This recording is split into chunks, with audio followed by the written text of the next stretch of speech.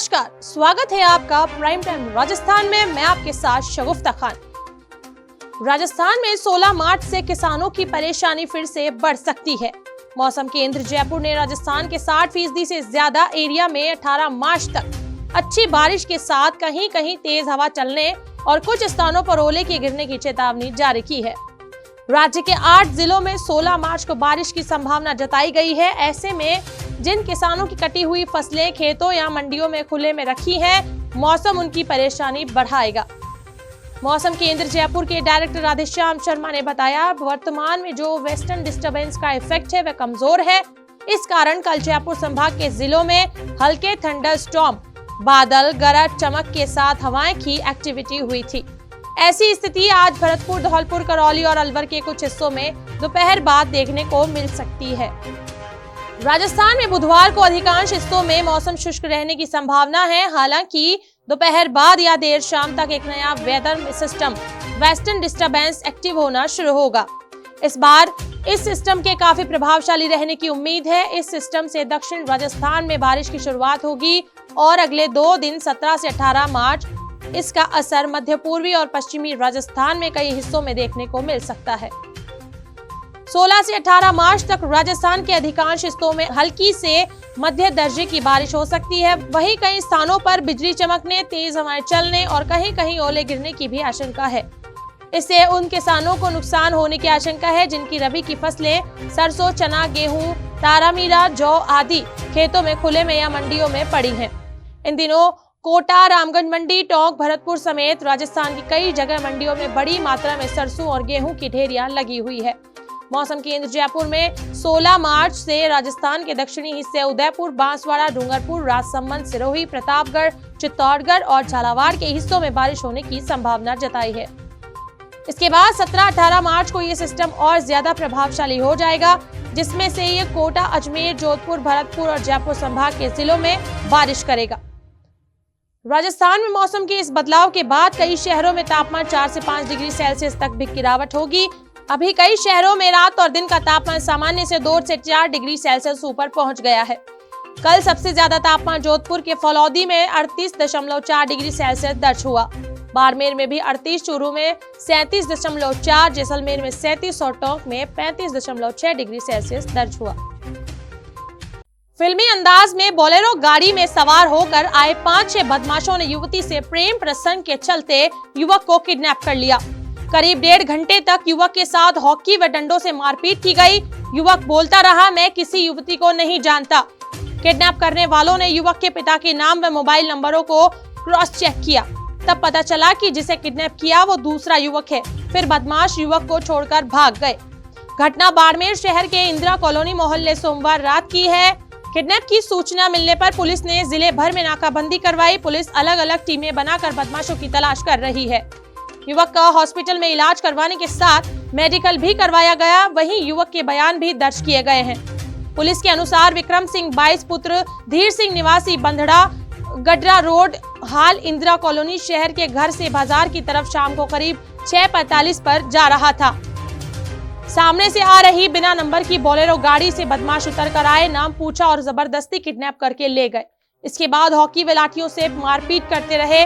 करीब 1.5 घंटे बाद विक्रम सिंह को महाबार सर्किल पर छोड़कर आरोपी फरार हो गए। इसके बाद पुलिस को सूचना मिलने पर मौके पर पहुंचे विक्रम सिंह को डिस्ट्रिक्ट हॉस्पिटल लेकर जाया गया, जहां इलाज चल रहा है।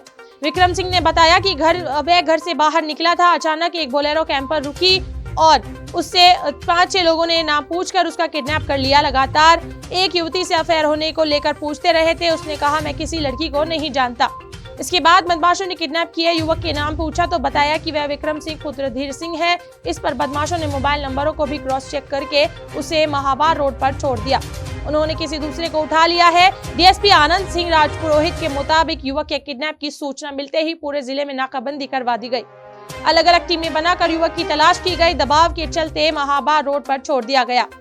अब उन बदमाशों की तलाश की जा रही है। विक्रम सिंह से पूरी जानकारी जुटाई जा रही है। पीड़ित का डिस्ट्रिक्ट हॉस्पिटल में मेडिकल करवाने के साथ साथ इलाज भी करवाया जा रहा है। संदिग्ध व्यक्तियों का सुराग लगा है, उनकी तलाश की जा रही है। राजस्थान के प्रभारी सुखजिंदर सिंह रंधावा द्वारा प्रधानमंत्री नरेंद्र मोदी को लेकर दिए गए बयान पर राजनीति गर्मा गई है। रंधावा के बयान के बाद बीजेपी के नेताओं ने पारा गरमा गया। बीजेपी के प्रदेश महामंत्री व रामगढ़ मंडी से विधायक मदन दिलावर ने तो विवादित बयान जारी किया है। दिलावर ने कहा कि गुंडागर्दी करके दोबारा मोदी की हत्या करने की बात कही तो सरेआम चौराहे पर निपटेंगे। इतना ही नहीं, दिलावर ने कांग्रेस प्रभारी को गली का गुंडा तक कह डाला। दिलावर ने वीडियो बयान जारी कर कहा कि कांग्रेस के प्रदेश प्रभारी रंधावा कांग्रेसियों को सीख दे रहे हैं। मोदी को खत्म करने की बात करो, मोदी को खत्म करो, यानी मोदी की हत्या कर दो। मिस्टर रंधावा, यदि तुम जैसे गली के गुंडों ने मोदी की जो तरफ टेढ़ी नजर से भी देखा तो आंखें निकाल लेंगे। समझते क्या हो अपने आप को? ऐसे गली के गुंडे बहुत घूमते हैं जो कहते हैं कि मोदी को खत्म कर दो, मोदी की हत्या कर दो।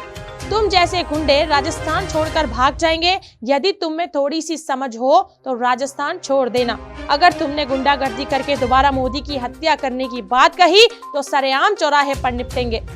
आपको बता दी, कांग्रेस प्रभारी सुखजिंदर सिंह रंधावा ने प्रधानमंत्री नरेंद्र मोदी और उद्योगपति गौतम अडानी पर निशाना साधते हुए उनकी तुलना ईस्ट इंडिया कंपनी से कर दी।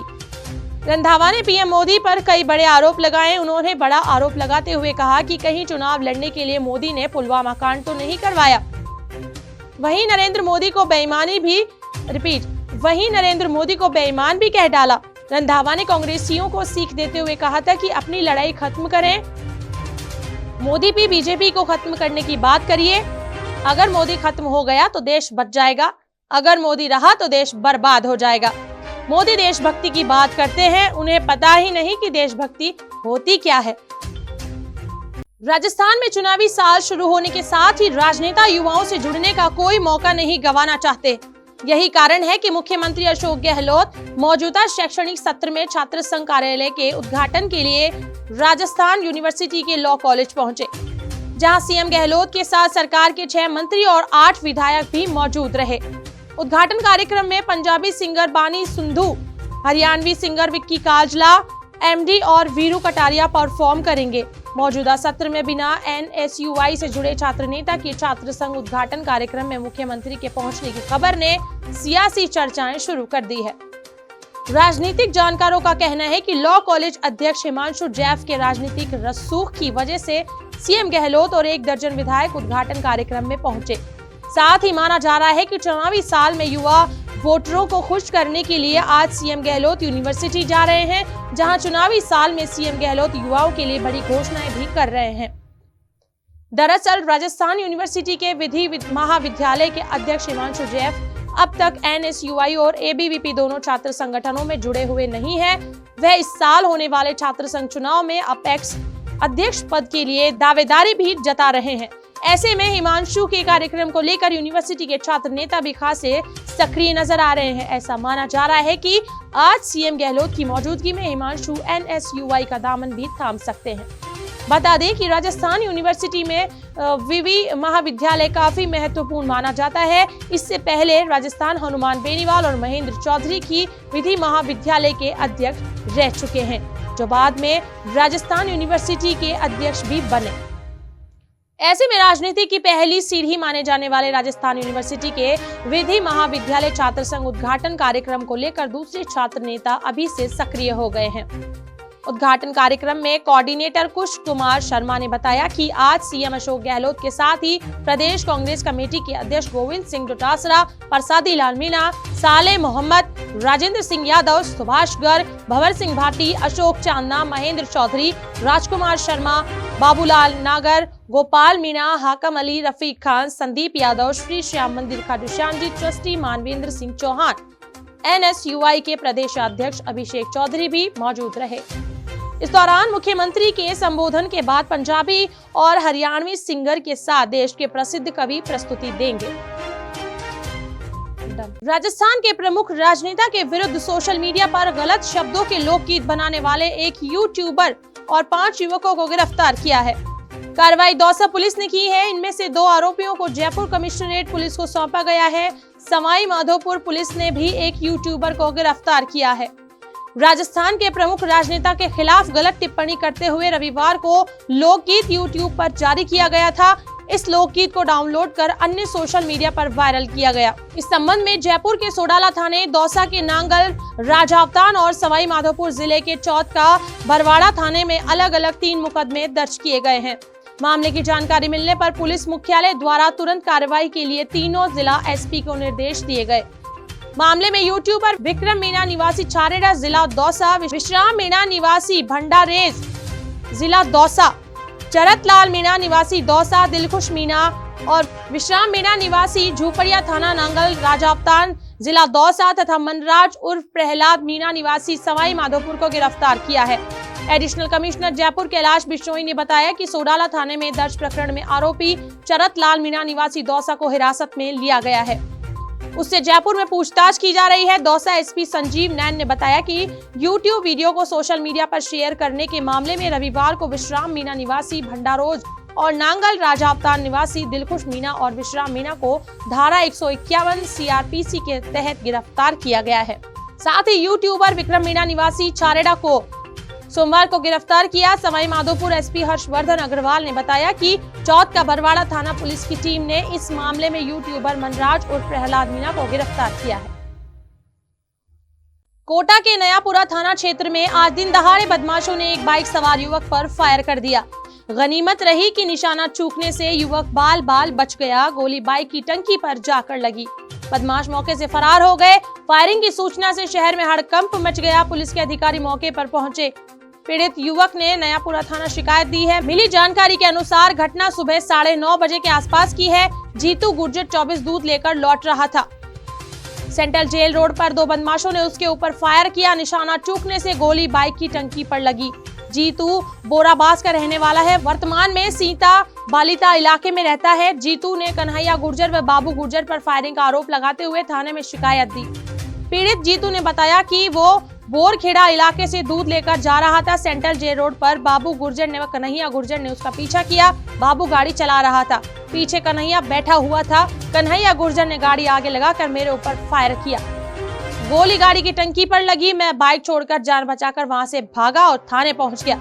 जीतू ने बताया कि 9 मार्च को एक गांव में शादी थी। वहां मृतक डॉन देवा गुर्जर के गाने बज रहे थे। इस बात को लेकर डॉन देवा गुर्जर विरोधी बाबू का किसी के साथ झगड़ा हुआ था। मैं वहां लेट पहुंचा, लेकिन किसी ने मेरा नाम लगा दिया। इसी शक के दायरे में बाबू गुर्जर ने अपने साथी के साथ मिलकर मुझ पर फायरिंग की। डीएसपी शंकर लाल ने बताया कि दोनों पक्षों में पहले से लड़ाई चल रही थी। 9 मार्च को भी झगड़ा हुआ था। आज जीतू दूध लेकर घर आ रहा था, उसी समय फायरिंग की। जीतू ने 2 लोगों के नाम शिकायत दी है। मामले की जांच कर रहे हैं। तो अब दीजिए मुझे इजाजत, कल फिर मुलाकात होगी। नमस्कार, मैं आपके साथ शगुफ्ता खान, शुभ 24 न्यूज।